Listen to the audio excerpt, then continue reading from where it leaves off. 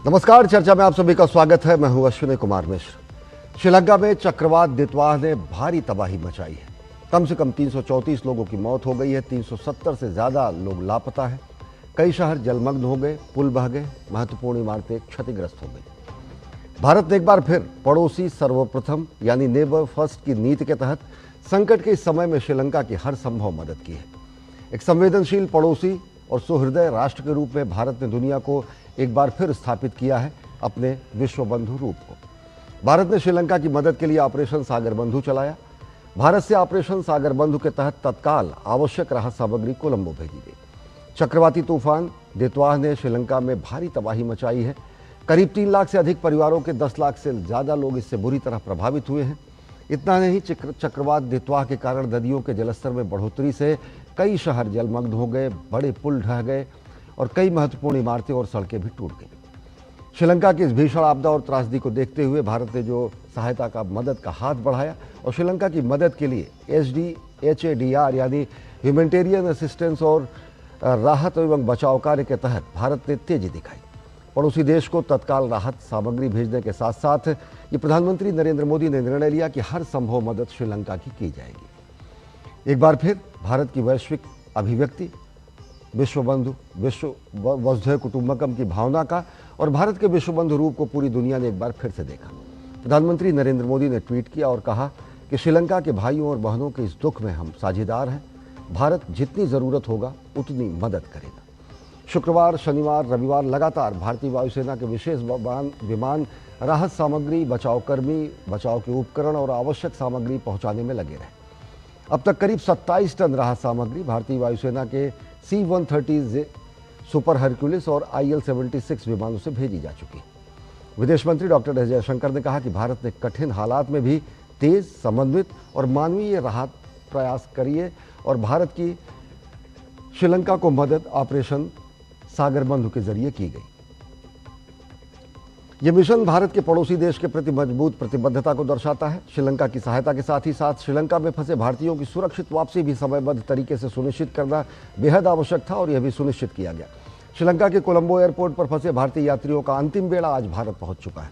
भारतीय वायुसेना के विशेष विमान से 104 से अधिक भारतीय यात्री सुबह 6:30 बजे थिरुवनंतपुरम पहुंचे।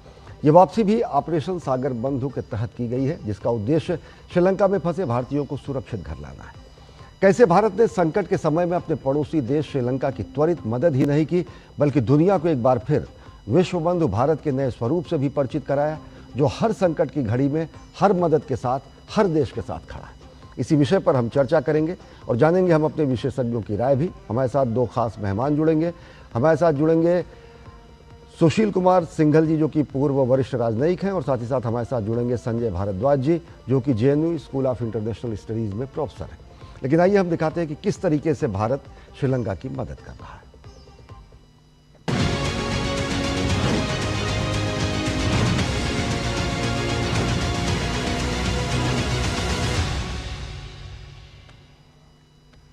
नेबर फर्स्ट भारत की विदेश नीति का अहम हिस्सा है और जब से चक्रवात दितवाह की आशंका बनी, भारत ने नियोजित और समन्वित तरीके से श्रीलंका के मदद की रणनीति बनाई। प्रधानमंत्री नरेंद्र मोदी ने साइक्लोन दितवाह द्वारा श्रीलंका में मचाई गई तबाही पर गहरा दुख व्यक्त किया। प्रधानमंत्री ने सोशल मीडिया अकाउंट X पर लिखा, श्रीलंका के भाइयों बहनों के दुख में हम साझेदार हैं। भारत जितनी ज़रूरत हो उतनी मदद करेगा और भारत उसी प्रतिबद्धता के साथ, उसी निष्ठा के साथ अपनी प्रतिबद्धता को पूरा भी कर रहा है।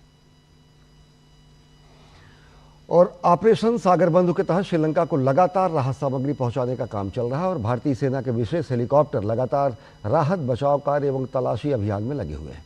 इसी कड़ी में भारतीय वायुसेना ने आज कोटमाले से बच्चों समेत श्रीलंका के 34 नागरिकों को सुरक्षित निकालने का काम किया। इन नागरिकों को कोटमाले से निकालकर कोलंबो पहुंचाया गया। वायुसेना के कई हेलीकॉप्टर कोटमाले और आपदा प्रभावित क्षेत्रों में राहत, बचाव और तलाश अभियान को संचालित कर रहे हैं। सबसे ज़्यादा प्रभावित मध्य क्षेत्र है, जहां पर भूस्खलन और बाढ़ के कारण सड़क संपर्क टूट गया है।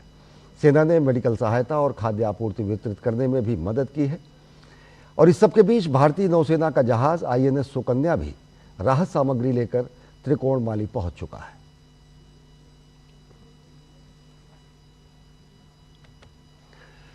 और भारत हमेशा अपने पड़ोसी देशों के मदद के लिए आगे रहता है और कैसे भारत ने श्रीलंका की मदद की है, इसी विषय पर हम चर्चा करेंगे।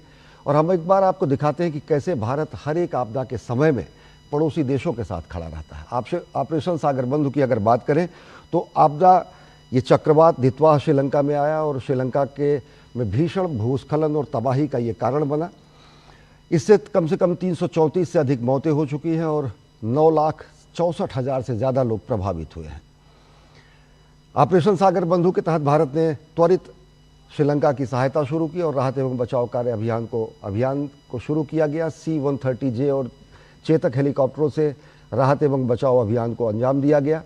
सर्च और रेस्क्यू ऑपरेशन भी चलाया गया और बाढ़ में फंसे हुए लोगों को रस्सियों और राफ्ट के जरिए भारतीय सेना के जवानों ने बचाया। ऑपरेशन सागर बंधु की अगर राहत सामग्री की बात करें तो अब तक 27 टन राहत सामग्री भेजी जा चुकी है, जो कि C-130J और IL-76 विमानों से भेजी गई है। प्रधानमंत्री नरेंद्र मोदी ने संवेदना व्यक्त की है और प्रधानमंत्री नरेंद्र मोदी ने कहा कि हर पीड़ित श्रीलंकाई के साथ भारत खड़ा है।